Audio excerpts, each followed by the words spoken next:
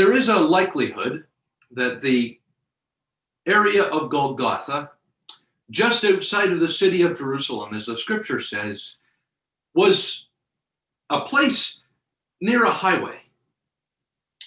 And that highway was marked by travelers. The crosses were erected that day. I don't know how busy the street was. It was Passover, and so the likelihood is that many people were still in the city of Jerusalem, but there were some that came out of the city and they walked by. And as they walked by, they all responded differently to the cross.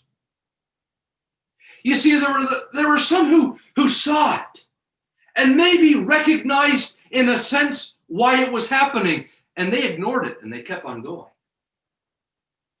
There were others and they stood and, you know what they did? They literally mocked the Christ of the cross. There are others who walked by and they were completely unaffected. Just another crucifixion. Let me ask you tonight. Is it nothing to you?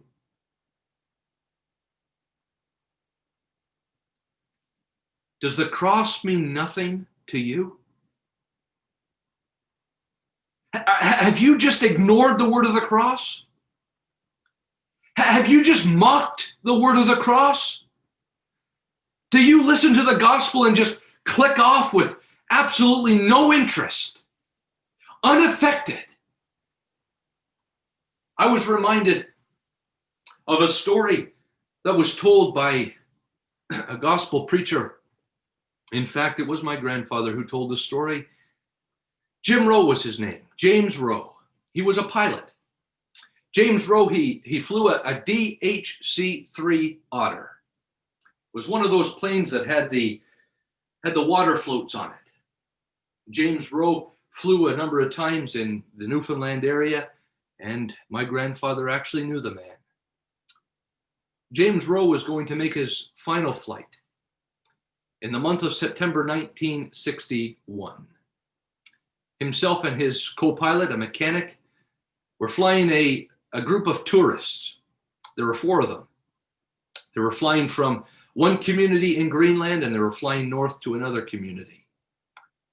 And as that plane lifted up off the airway, off the airstrip, they were flying, they ran into some difficulties. Because of some engine problems, there was a fire that lit in that aircraft. And that fire came toward the cockpit area. And James Rowe, as he was flying that plane, he actually began to feel the flames as it came. And so looking down and seeing some lakes in the area, he was bringing down the plane to land it on the water and to try to get those passengers safely to land. And the longer he went, the greater the flames were. Until finally he could barely hold on.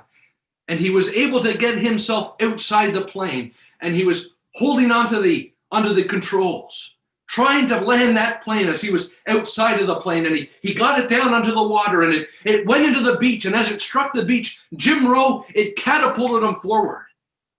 And that plane, as it hit the water and as it came up onto the beach, it rested on James Rowe, right on his chest. He sustained a number of burns. That plane was now resting on him. The weight of that aircraft pinning him to the earth. Those 4 passengers came out. And then the mechanic came out. And the mechanic tried to lift that aircraft off of James Rowe. And he told those tourists, come and help. Come and help.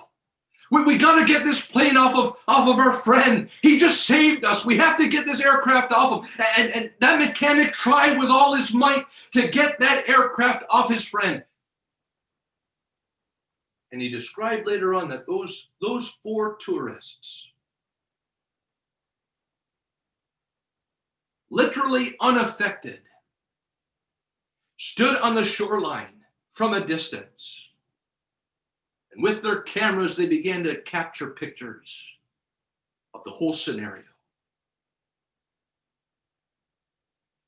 They stood there unaffected by a man who was willing to literally give his life to rescue them, to save them from a crashing aircraft.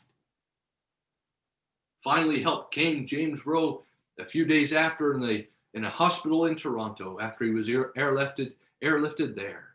He died. But I just thought, those bystanders, they just stood. They witnessed it all. Is it nothing to you? All ye that pass by,